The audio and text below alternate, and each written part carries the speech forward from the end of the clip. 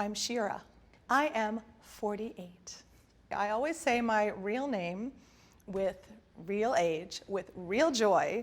I'm like, yes, I look fabulous because I feel fabulous, and I've earned my stretch marks, and I've earned my smile lines and my scar tissue, and I'm gonna share it. What's interesting about actually being 48 is that I feel healthier, stronger, and more vibrant now than I did when I was 38. You know, in my 20s and 30s, we think that's the most important part of our lives, and I've learned so much. And once I hit 40, I crossed into this whole new, well, everything, really. I mean, my company is different, I'm different, my work and my life and my expression of self are different, and I feel different because of all of that. I think that I had, like most young women, sort of a modicum of self-confidence in our 20s. You know, we go to school, we do what we think society asks of us. We're smart, we work hard, we think we have our career goals, maybe we get married, and then I actually grew up for real.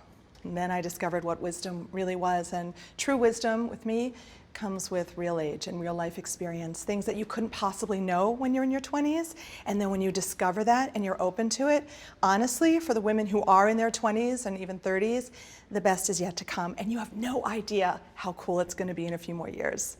I was one of those women that, where other people had the sense to break up and get out of a relationship, I'd walk down the aisle and figure that it would get better, and if I just give more or learn as I go, and maybe I wasn't dedicated enough.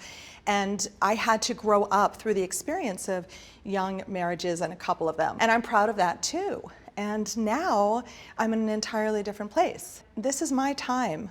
Really my time, and I want to establish some new boundaries and some new expectations and goals that are not about him or the kids or anybody else's expectation of what I need to do. It's just about me. I have 2 children. I have little baby empowerment people, 16 and 14.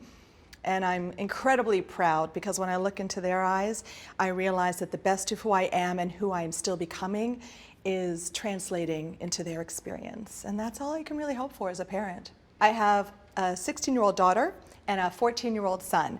But ironically, I taught them that gender is a societal construct, and so however they want to identify, whatever terms they want to go by, I'm one of those really out-of-the-box, funky moms that supports entirely being gender fluid and being non-binary in descriptions. And half my friends are like, what? What is pansexual?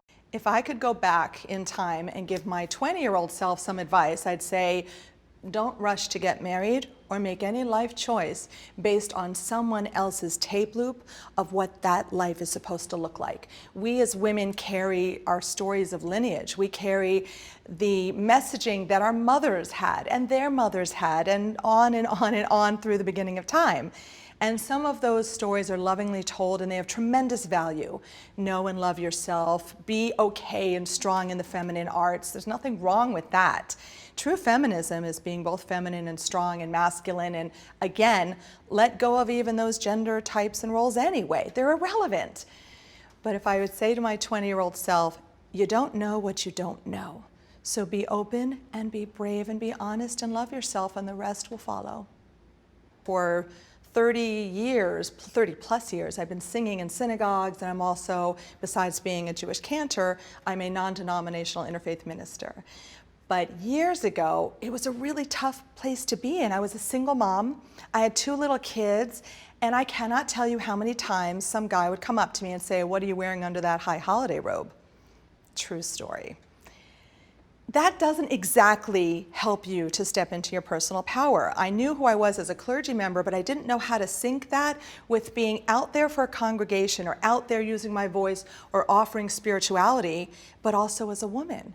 And so it took me a few years to, I mean, of course, I'd slap them to the curb, but the point was, it made me a little uncomfortable because the world wasn't ready for me to stand in that power and really tell them what I thought of that comment.